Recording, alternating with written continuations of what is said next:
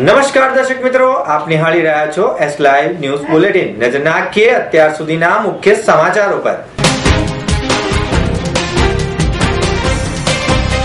પડતર પ્રશ્નો મુદ્દે આજે રાષ્ટ્રીયકૃત બેંકોની હડતાલ।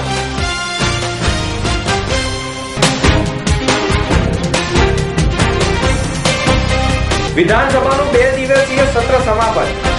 કોંગ્રેસે કર્યો હોબાળો, 5 સંસદીય સચિવોની થઈ નિમણૂક।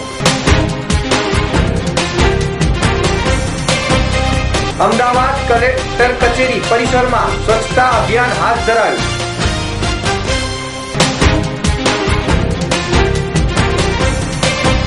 દેશની આસ્થા અને અસ્તિત્વરૂપ એવા સોમનાથ મંદિરનો આવતીકાલે પુનઃનિર્માણ દિન।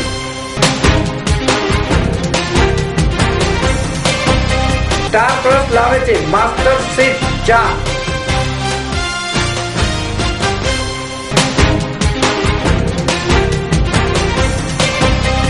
જી ટીવી પર શરૂ થઈ રહેલી શ્રેણી સપ્તરંગી સસુરાલ।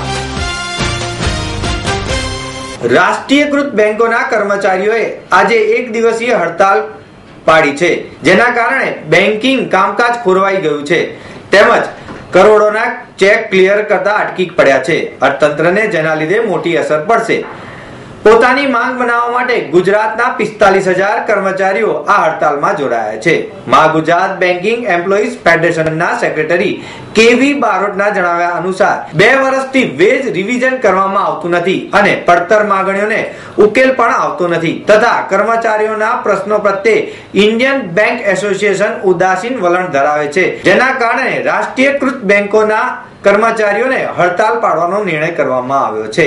આજે અમદાવાદમાં આવેલા સેલ્સ ઇન્ડિયા સામે આવેલી ઓરિએન્ટલ બેંકના પરિસરમાં રાષ્ટ્રીયકૃત બેંકોના કર્મચારીઓ મોટી સંખ્યામાં ઉપસ્થિત રહી દેખાવો કર્યા હતા અને આ દેખાવોમાં પોતાની પડતર માંગણીઓ તેમજ પગાર વધારાની માંગ પણ કરી હતી અને જો આ માંગ નહીં સંતોષાય તો આગામી દિવસમાં વધુ ઉગ્ર આંદોલન કરવાની પણ ચીમકી ઉચ્ચારી હતી। ગુજરાત વિધાનસભાના 2 દિવસના ટૂંકા સત્રના બીજા અને અંતિમ દિવસે મંગળવારે કોંગ્રેસના વિરોધ અને હંગામા વચ્ચે વડાપ્રધાન નરેન્દ્ર મોદીના સ્વચ્છતા અભિયાન અંતર્ગત કામગીરીના પ્રસ્તાવ અને 6 વિધેયકોને પસાર કરાયા હતા। પ્રશ્નોત્તરી કાળ બાદ કોંગ્રેસના ધારાસભ્યોએ કપાસના પોષણક્ષમ ભાવ મુદ્દે ગૃહમાં ભારે હોબાળો મચાવ્યો હતો તેમજ વેલમાં ઘૂસી જઈને બેનર પ્લેકાર્ડ દર્શાવતા સાર્જન્ટોને બોલાવી વિધાનસભાના અધ્યક્ષે તેમને ખસેડ્યા હતા। આ જ સમયે કોંગ્રેસના સભ્યોને 1 દિવસ માટે સસ્પેન્ડ પણ કરાયા હતા। ત્યારબાદ કોંગ્રેસના ધારાસભ્યોએ ગૃહમાંથી વોકઆઉટ કર્યો હતો।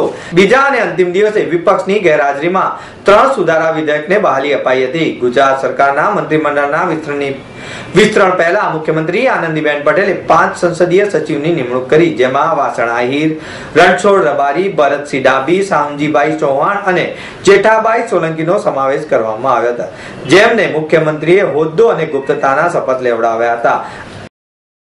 हमने यहाँ 14 अक्टूबर 2014 को केंद्र सरकार को लेटर लिखा था और केंद्र सरकार ने उसके मुताबिक वो सीसीआई द्वारा कॉटन खरीदने का निर्णय ले लिया है।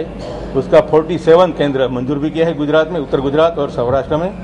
24 केंद्र है वो राजकोट ब्रांच से होगा और 23 सेंटर से वो अहमदाबाद ब्रांच से होगा और आज 14 सेंटर से वहाँ से कॉटन की खरीदी चालू हो गई है 4,050 रुपया का क्विंटल से।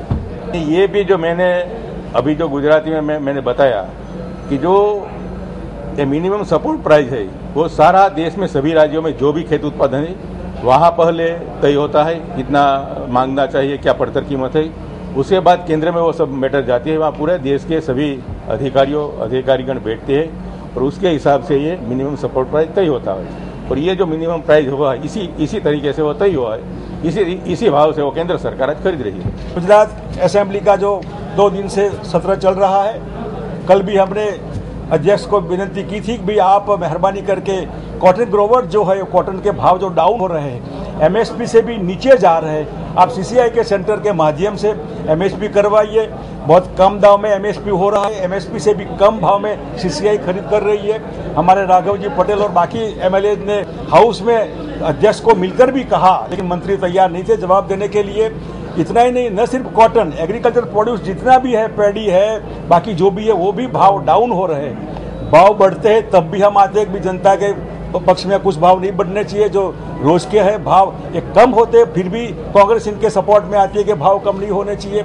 इतना ही नहीं, इलेक्शन में जो कहा गया था कि 100 दिन में मैं प्रधानमंत्री बनूंगा तो काला धन वापस लाऊंगा और 15 लाख रुपये आपके खाते में जमा होंगे। अरे 15,000 रुपये तो हमारे जमा कराइए। अब लोगों को बेवकूफ़ बनाकर जवाब दे रहे हैं कि भी काला धन कहाँ है, कितना है, मालूम नहीं है।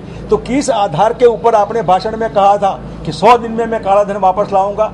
लोगों को बेवकूफ़ बनाने का जो धंधा है बीजेपी का, उसको उजागर करने के लिए आज हमने हाउस में प्रोटेस्ट किया है। वेल में भी हमारे एमएलएस गए, अध्यक्ष ने बाहर निकाल कर आकर आपके सामने देश के कॉटन ग्रोवर जो है वो मर रहे कम भाव से। इतना ही नहीं, जो फर्टिलाइजर है यूरिया किसान उपयोग करता है वो भी ब्लैक मार्केट में मिलता है, सही समय पर नहीं मिलता है, इसकी भी बात है। और काला धन जो है 15 लाख रुपये हर एक के खाते में जमा करो, ये डिमांड के हिसाब से आज हम आपके माध्यम से देश की जनता को, ગુજરાતી जनता को कह रहे हैं। કહેવાય છે કે ચેરિટી બીકમ એ હોમ, એટલે કે કોઈ પણ શુભ કાર્યની શરૂઆત આપણા ઘર આંગણેથી જ કરવી જોઈએ।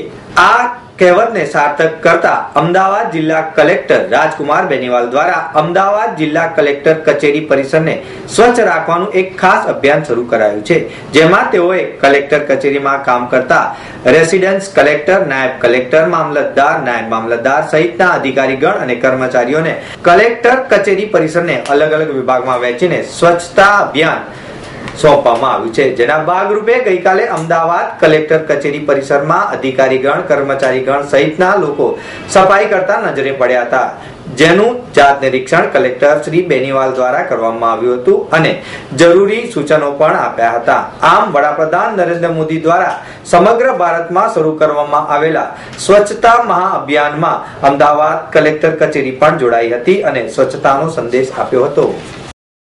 1947 માં ભારત આઝાદ થાય સાથે સાથે દેશ બે ભાગમાં વહેંચાયો। હિન્દુસ્તાન પર બ્રિટિશ સામ્રાજ્યનું આધિપત્ય હતું, જે ખતમ થતા જ રજવાડાઓનું ભારતમાં વિલીનીકરણ થયું, જેમાં સરદાર વલ્લભભાઈ પટેલનો સિંહ ફાળો હતો।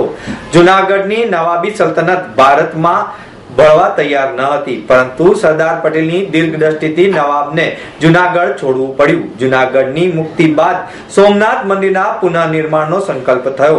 સમગ્ર દેશના દેશપ્રેમી, ધર્મપ્રેમી લોકો આ આહેલમાં જોડાયા, જે આરજી હુકુમતની લડાઈના નામે ઓળખાઈ।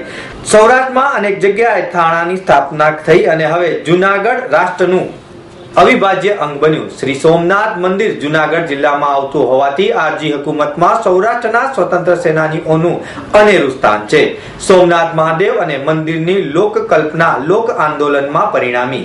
સોમનાથ પરિસરમાં ઇન્દોરના રાણી અહલ્યાબાઈ અહેલેશ્વરી મંદિર બનાવેલું, તેના પટાંગણમાં સરદાર પટેલ, કનૈયાલાલ મુનશી, શ્યામળદાસ ગાંધી, જામ સાહેબ, દિગ્વિજયસિંહ અને અન્ય દાતાઓ તરફથી આર્થિક યોગદાન અપાયું। આમ સોમનાથ મંદિરનું પુનઃનિર્માણનું કાર્ય વેગવંતું બન્યું। 13 નવેમ્બર 1947 ના દિવસે પુનઃનિર્માણ સંકલ્પ દિન બન્યો। સોમનાથ ટ્રસ્ટમાં સેવા આપનાર ચેરમેનો 1950 થી 1966, જામનગરના રાજા દિગ્વિજયસિંહ 1966 થી 1967, કનૈયાલાલ મુનશી 1967 થી 1995, મોરારજીભાઈ દેસાઈ 1995 થી 2001, જયકૃષ્ણ હરિવલ્લભ, દિનેશભાઈ શાહ, પ્રશ્નવદન મહેતા, કેશુભાઈ પટેલનો સમાવેશ થાય છે।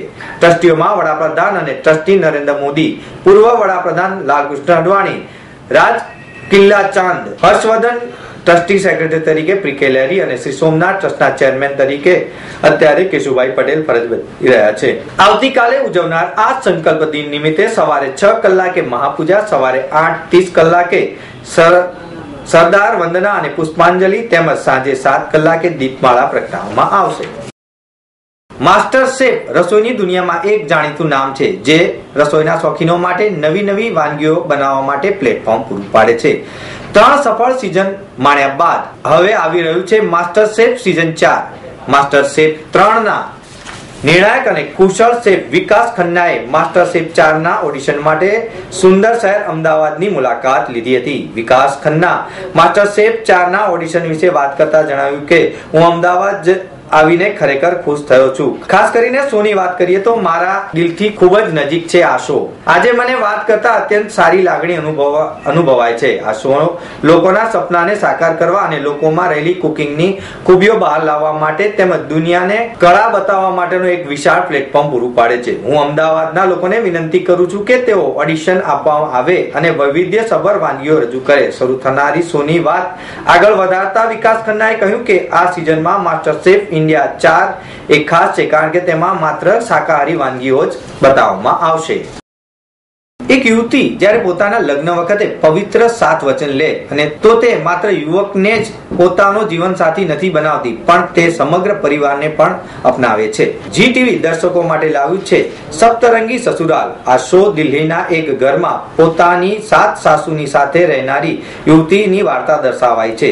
દરેક સાસુ પોતાનો એક ખાસ સ્વભાવ, તેના નખરા અને અલગ અલગ વ્યક્તિત્વ છે. જી ટીવીના લોકપ્રિય મરાઠી ધારાવાહિક હોણારું સુનમી પર આધારિત શોમાં 7 સાસુઓનો રોલ નિભાવવા માટે નાના પડદા પર જાણીતા કલાકારોને લેવામાં આવ્યા છે.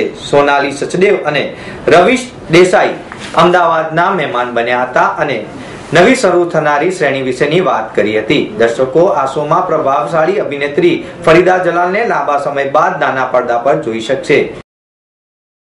आपको थोड़ा सा अभी हमारे खानदान के बारे में बताऊंगी ताकि आपको आइडिया हो जाए कि शो किस टाइप का है. ये एक फैमिली है, परिवार है जो दिल्ली में रहता है, बक्सर खानदान. इसमें एक लड़का है और 7 माएं.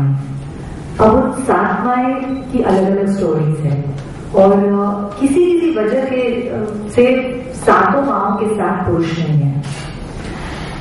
एक तो ये है डायनामिक कि 7 औरतें एक घर में कैसे रहते हैं, मतलब उनके बीच क्या रिलेशनशिप है, उनके बीच क्या तनाव आते हैं, उनके बीच क्या मतलब एक दूसरे को सपोर्ट करने के तरीके क्या है. तो ये एक पहलू है. दूसरा पहलू ये है कि हमारे घर में जो बच्चा है वो विहान है. इतने दुख देखने के बाद वो ही एक सुख का चिराग है सबके लिए, मतलब उसकी बायोलॉजिकल माँ के लिए भी और वो दूसरे 6 माओं के लिए भी, क्योंकि सबने दुख दर्द बहुत देखे हैं. तो ये है हमारा खुशी का रास्ता. तो सब मतलब पूरा लाड प्यार सब कुछ यहाँ पर निछावर कर देते हैं. 7 दिन होते हैं तो 7 दिनों के एक दिन माँ को पूरा विहान मिल जाता है. तो विहान को मतलब सबके साथ एक अलग अंडरस्टैंडिंग को क्रिएट करता है.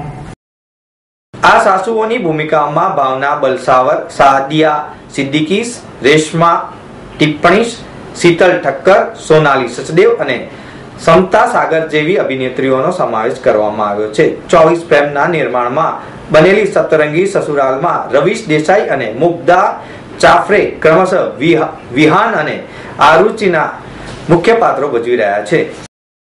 તો મિત્રો આ હતા અત્યાર સુધીના મુખ્ય સમાચારની ખાસ ગતિવિધિ માટે આપ નિહાળતા રહો એસ લાઈવ ન્યૂઝ બુલેટિન. નમસ્કાર.